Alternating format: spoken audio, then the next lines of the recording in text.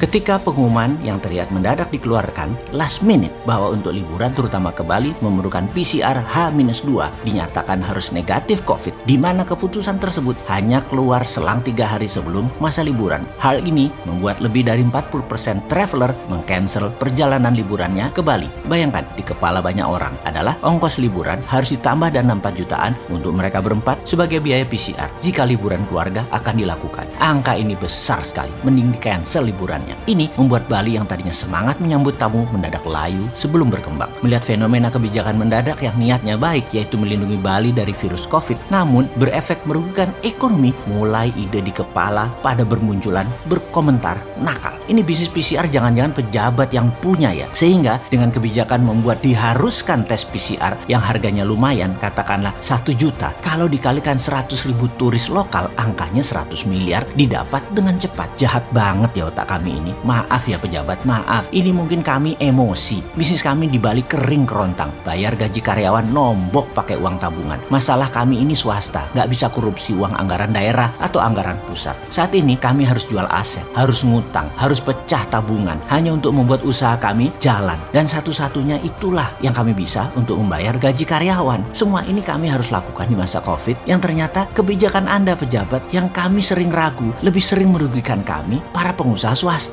Bahkan keheranan lainnya menimbulkan pertanyaan, kok COVID nggak selesai-selesai sih? Kok malah nambah banyak korban terpapar COVID? Kok malah kesannya nggak terkendali sih sebarannya dan penanganannya? Kalau kami bingung urusan COVID dan ekonomi yang nyungsep, wahai pejabat, apalagi kami ngurusin ekonomi dan urusan COVID, kami nggak ngerti. Kami bingung dan bertambah-tambah masalah kami. Kalian sih enak masih dapat gaji dari pajak negara. Kalian masih dapat fasilitas dan digaji dari keringat kami, para pembayar pajak. Tapi kenapa Pak? Ketika kami bertanya keras sedikit, kami dihardik balik dengan keras. Karena kami lapar, kami ya pasti lebih keras lagi bertanyanya. Anda pakai palu hukum loh, kok kami jadi takut ya bertanya jadinya. Kami kok tertekan ya jadinya. Jadi kami ini sementara itu diam. Namun semakin kesini kami makin lapar. Kami sudah pasti teriaknya nambah kenceng. Walau kami tahu teriakan kami akan dibalas dengan gonggongan buzzer yang sigap menggonggongi kami dengan menjelekkan orangnya. Bukan apa yang kami pertanyakan. Gonggongan netizen bayaran tadi akan membuat suara kami menjadi samar dan hilang. Kebenaran yang kami bawa sering kebenaran polos, kalah dengan kebenaran versi buzzer yang lebih tersusun rapi dan terlihat benar. Maklum, mereka ada uangnya, kami lapar. Tapi kami tidak akan pernah berhenti berteriak. Kami tetap melanjutkan tradisi mengingatkan pejabat versi teriakan rakyat lapar. Namun pasti di akhirnya kami tetap membantu memberikan usulan solusi, walaupun tahu nggak akan dipakai usulan tadi oleh pejabatnya, karena pasti mereka tidak akan dapat cuan